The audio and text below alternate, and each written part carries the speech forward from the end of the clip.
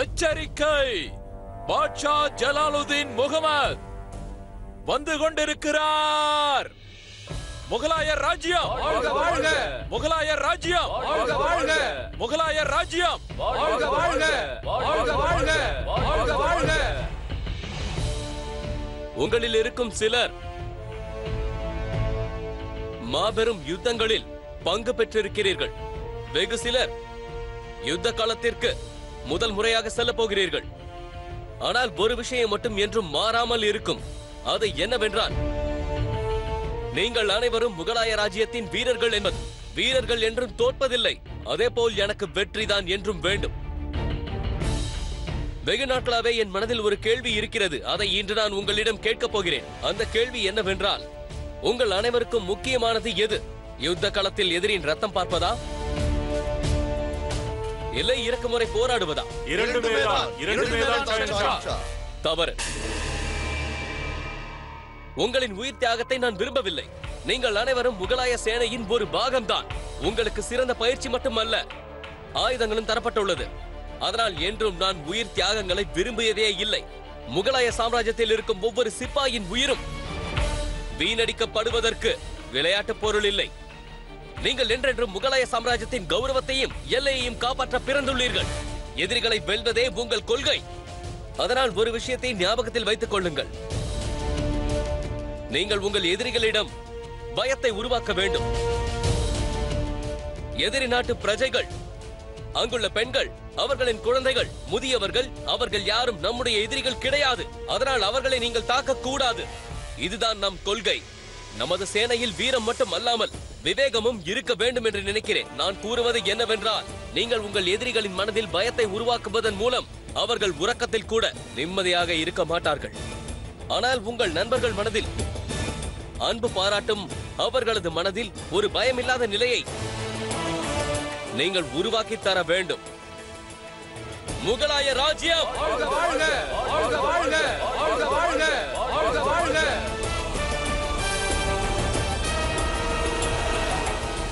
அற்புதம் ஜலால்.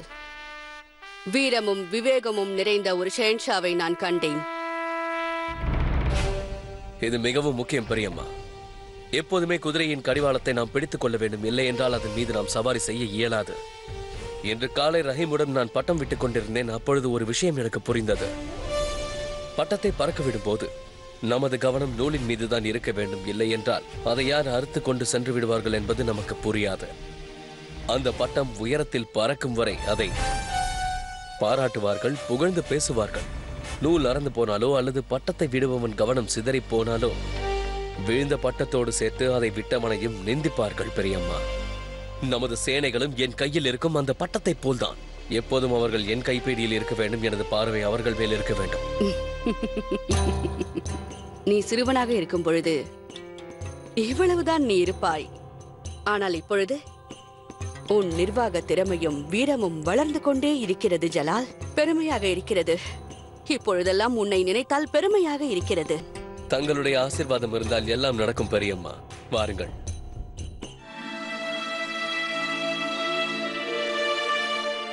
வணக்கம் அத்தை. வா ஜோதா, வந்து அமரு.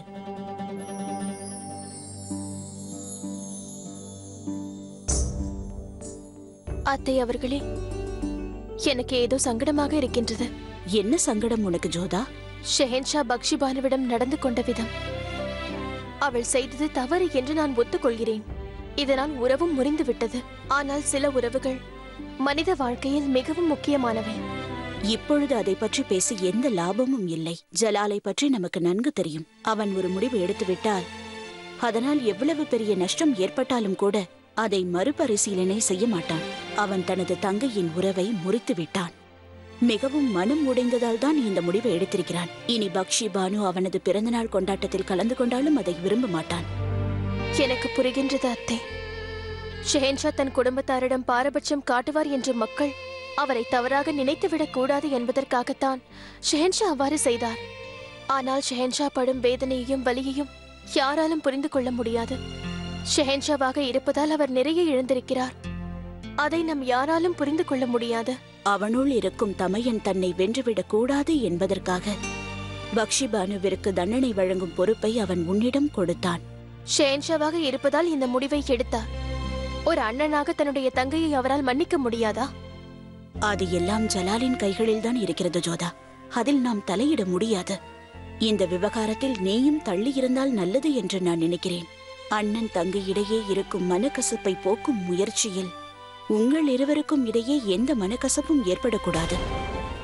பிரச்சனைகளுக்கு காலம்தான் மருந்து. நான் புறப்படுகிறேன்.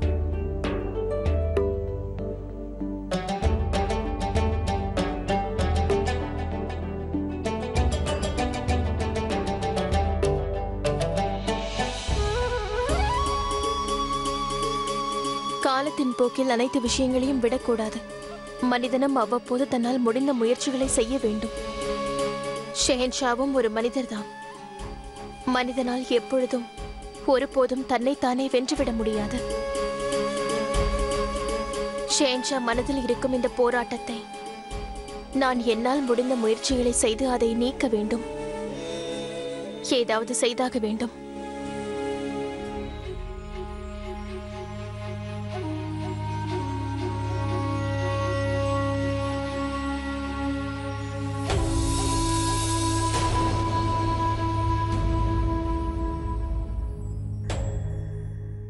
அண்ணா, இதை நான் உன் முகத்தை பார்க்க விரும்பவில்லை என்று எப்பொழுதோ கூறிவிட்டேன். இப்பொழுது எதற்காக இங்கு வந்தாய்? அண்ணா, உங்களுக்கு பரிசு கொண்டு வந்திருக்கிறேன். எதுவும் தேவையில்லை. எனக்காக நீ ஏற்கனவே நிறைய செய்து விட்டாய். நான் என் பொறுமையை இழப்பதற்கு முன்பாக நீ இங்கிருந்து சென்று விடு. அதுதான் உனக்கு நல்லது. நீ செய்தது மிகப்பெரிய குற்றம், மிகப்பெரிய தவறு. இன்று என்னுடைய பிறந்த நாள். இன்று உன் முகத்தை கூட பார்க்க எனக்கு பிடிக்கவில்லை. நான் கூறுவது உன்னிடம் நான் இங்கிருந்து சென்றுவிடு.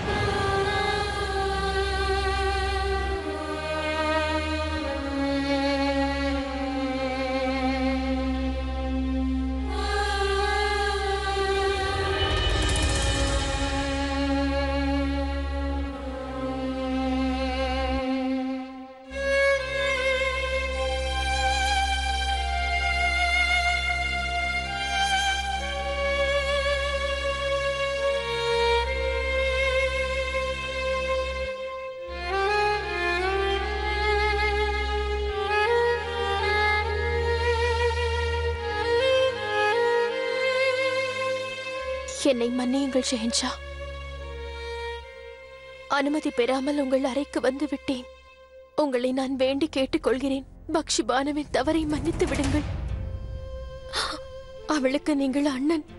அவள் செய்த தவறை ஜோதா பேகம், நான் இதை பற்றி தங்களிடம் எதுவும் பேச விரும்பவில்லை.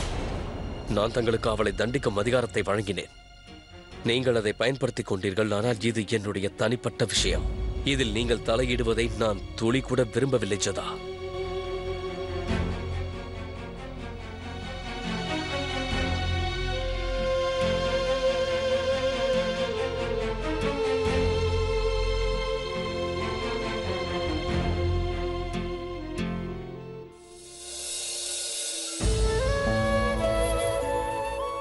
நான் கூறிவிட்டேன் அல்லவா ஜோதா பேகம், இது என் தனிப்பட்ட விஷயம். இதில் நீங்கள் தலையிடாமல் இருந்தால் நன்றாக இருக்கும். ஷெஹன்ஷா, குற்றம் இழைத்ததற்காக குற்றவாளியை தண்டிப்பார்கள். ஆனால் வேறு ஒருவருக்கு தண்டனை கிடைத்தால் அது சரியான தீர்ப்பு அல்ல. அவ்வாறு செய்வது நியாயமும் அல்ல. பக்ஷிபானுவோடு உறவை முறித்து அவளிடம் மட்டும் கோபம் காட்டவில்லை. உங்களையே நீங்கள் தண்டித்துக் கொள்கிறீர்கள். என் மீதும் இங்கிருக்கும் அனைவர் மீதும் கோபமாக இருக்கிறீர்கள். அதனால் தான் நான் கேட்டுக்கொள்கிறேன். அவளை மன்னித்து விடுங்கள். மன்னிப்பு என்பது வீரத்தின் மிக பெரும் அடையாளம் ஷெஹன்ஷா. அவளை மன்னித்து விடுங்கள்.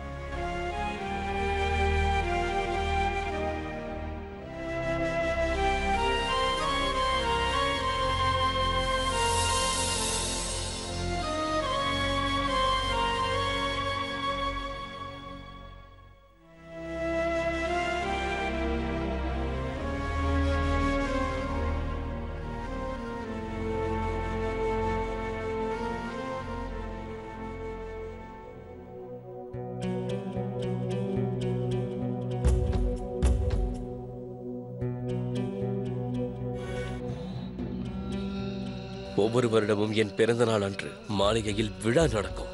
ஆனால் இந்த பிறந்த நாள் வலியும் வேதனையும் மிகுந்த என் கடந்த காலத்தை எனக்கு ஞாபகப்படுத்துகிறது.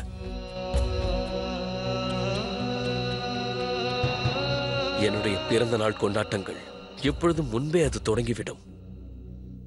ஆனால் அது என் வாழ்க்கையையே மாற்றிவிடும் என்பதை நான் துளி கூட எதிர்பார்க்கவில்லை.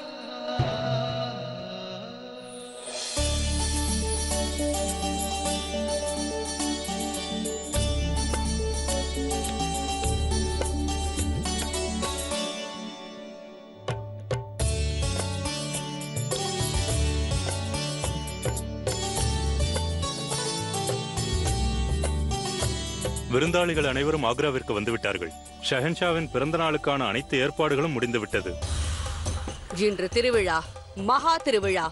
ஷெஹன்ஷாவின் பிறந்த நாள் என்றாலே விசேஷமாக இருக்க வேண்டும். ஒன்றை கவனியுங்கள், ஷெஹன்ஷாவிற்கு உணவு அளிப்பதற்கு முன்பாக அதை நான் பரிசோதிக்க வேண்டும். செல்லுங்கள். எதிரிகள் வாய்ப்புக்காக காத்துக் கொண்டிருப்பார்கள். இன்று தாக்க வேண்டும் என்று துடித்துக் கொண்டிருப்பார்கள். சேனைகள் எச்சரிக்கையாகவும் விழிப்பாகவும் இருக்க வேண்டும். அனைவரிடமும் கூறிவிடுங்கள், சிறிய தவறு நேர்ந்தாலும் நான் அதை மன்னிக்கவே மாட்டேன்.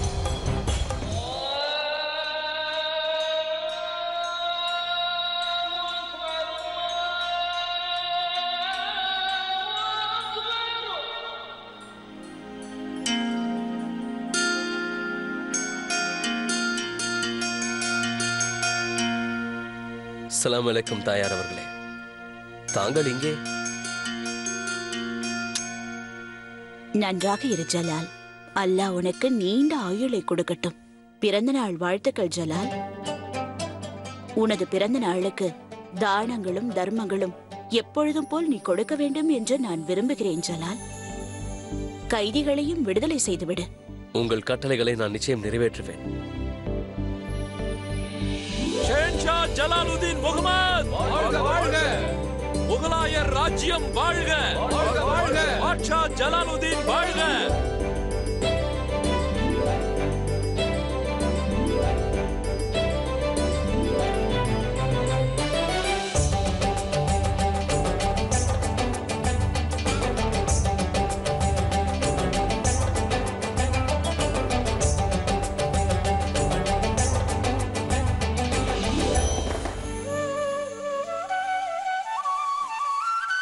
ஜோதா,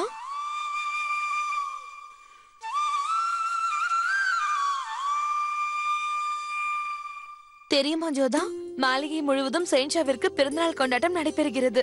விருந்துகள் தயாராகி கொண்டிருக்கின்றன. விருந்தினர்களும் வந்து கொண்டிருக்கிறார்கள். எங்கே பார்த்தாலும் கோலாகலம். ஷெஹன்ஷாவை எவ்வாறு மகிழ்விப்பது என்று யோசிக்கிறார்கள். மோதி, கொஞ்சம் அவரை பார். கிருஷ்ணர் சிலையா? சிலையை அல்ல, புல்லாங்குழலையும் மயில் இறகையும் பார். ஷெஹன்ஷா என் பிறந்தநாள் அன்று இதை எனக்கு பரிசாக அளித்தார். அனைவரையும் விட அவர் என்னை புரிந்து கொண்டார். என்னுடைய மானத்தையும் அவர் காப்பாற்றினார். மோதி, எனக்கு என்ன தோன்றுகிறது என்றால், ஷெஹன்ஷாவின் பிறந்த நாளுக்கு நான் கொடுக்கும் பரிசை அவர் வாழ்நாள் முழுக்க மறக்க கூடாது. அதற்கு என்ன கொடுப்பது என்று புரியவில்லை. அவரிடம் அனைத்தும் இருக்கின்றது. பலம், அதிகாரம் அனைத்தும் உள்ளது. மகாமங்கா ருக்கையா பேகம் அவருக்கு உயர்ந்த பரிசை அளிப்பார்கள். ராஜ்யத்தில் இருக்கும் அரசர்கள், சுபேதார்கள் அவருக்கு நிறைய பரிசை அளிப்பார்கள். அப்படி இருக்கையில் நான் என்ன கொடுத்தால் அதை வாழ்க்கை முழுக்க மறக்காமல் இருப்பார். ஆனாலும் ஜோதா, ஏதாவது கொடுக்க வேண்டும் அல்லவா? ஆகையால் நாம் கொடுக்கும் பரிசு எவ்வாறு இருக்க வேண்டும் என்றால், உயர்ந்ததாகவும் சிறந்ததாகவும் இருக்க வேண்டும்.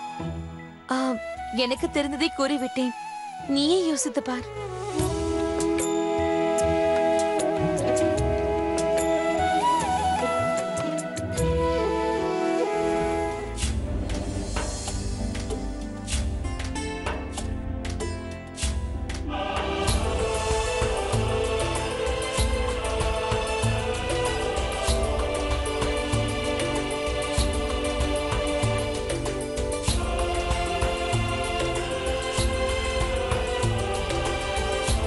பாட்ஷா அவர்களுக்கு பிறந்தநாள் வாழ்த்துக்கள். அந்த குதா உங்களுக்கு எப்பொழுதும் துணை இருக்கட்டும்.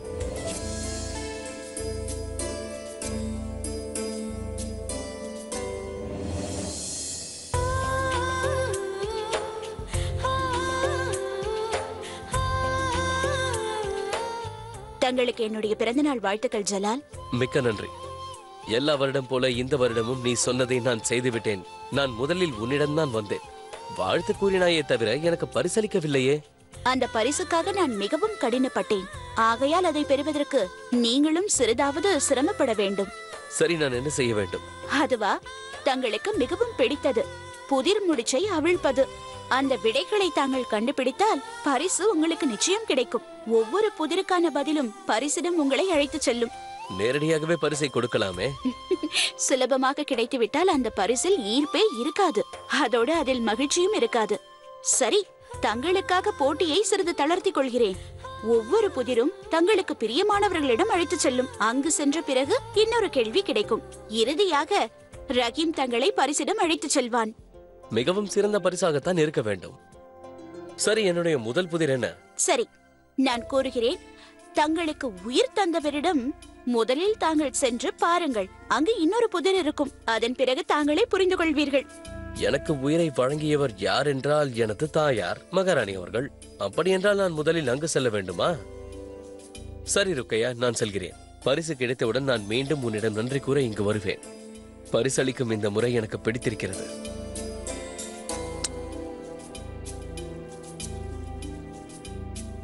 பார்த்தீர்களா, ஒரு நொடியில் புதிர்கான விடையை அவர் கூறிவிட்டார். நான் வேண்டுமென்றேதான் செய்தேன். ஷெஹன்ஷா விரைவாக பரிசிடம் சென்றடைய வேண்டும் என்பதற்காக தான் இதை செய்தேன். பாட்ஷா ஜலாலுதீன் முகமது வந்து கொண்டு இருக்கிறார்.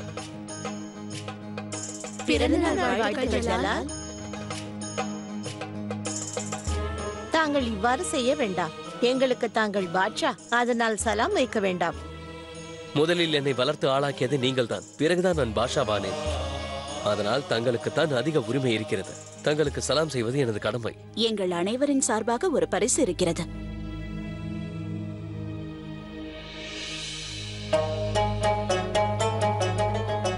ஹுதா உனக்கு பேரும் புகழும் தர வேண்டும். மிக்க நன்றி தாயே.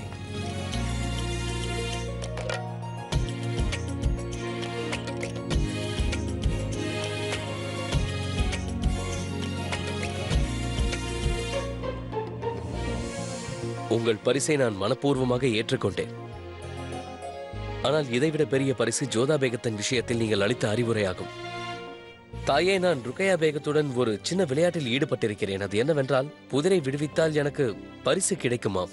அந்த புதிரை நான் உனக்கு கூறுகிறேன் ஜலால். அடுத்த புதிருக்கான கேள்வி, நீ யாரை முக்கியமாக நினைக்கிறாயோ அவரை போய் பார்க்க வேண்டும். இன்னொரு விஷயம் என்னவென்றால், சொந்த பந்தம் இல்லை என்றாலும் அவரை உயிராய் நீ நினைக்கிறாய். அவரை சென்று பார்த்தால்தான் அடுத்த புதிருக்கான கேள்வி உனக்கு கிடைக்கும். எனக்கு புரிகின்றது தாயே. எனக்கு விடை கொடுங்கள். தங்களை விட எனக்கு மிக முக்கியமான நபர் வேறு யாராக இருக்க முடியும் பெரியம்மா? பிறந்த நாள் வாழ்த்துக்கள் ஜலால். இந்த உலகத்தில் நீ சிறந்த ஷெஹன்ஷாவாக வேண்டும். உலகம் முழுவதும் உன் கொடி பறக்க வேண்டும். உனக்கு என்னுடைய வாழ்த்துக்கள் இதுவே ஜலால். உங்களின் மனமார்ந்த வாழ்த்துக்களை அல்லாஹ் ஏற்றுக்கொள்வார் பெரியம்மா. இன்னொரு விஷயம் ரேஷம், அது என்ன? ஓடி விளையாடி அவனை பிடித்து கேளு. பேகம் ருக்கையாவின் பரிசை பாரு. இது என்ன புதிர் பெரியம்மா? ஓடி விளையாடி அவனை பிடித்து கேளு. பேகம் ருக்கையாவின் பரிசை பாரு. ஜலால், நீ குழம்பி விட்டாய். என்னை மன்னித்து விடு ஜலால். என்னால் உனக்கு உதவ முடியாது.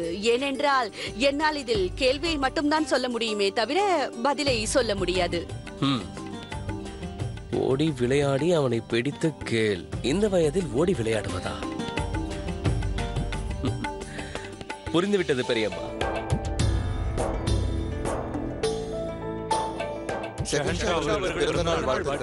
நன்றி. அடுத்த புதிர் வேப்பமரம். அடுத்த புதிர் வேப்பமரம். அடுத்த புதிர் வேப்பமரம்.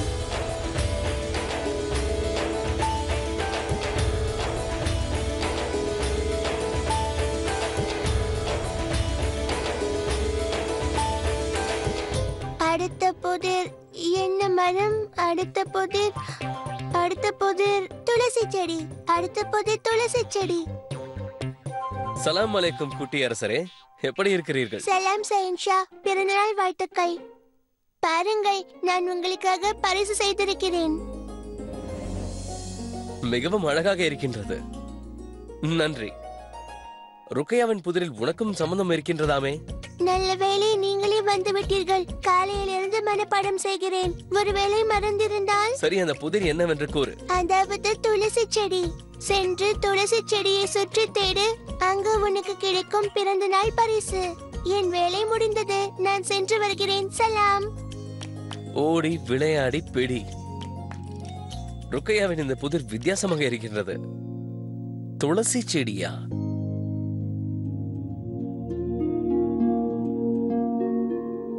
துளசி செடியிடம் நிற்பது ஜோதா பேகம். மிகவும் வேடிக்கையாக இருக்கின்றது ருக்கையா பேகம். ஜோதாவையும் உன் புதிரில் சேர்த்து விட்டாயா?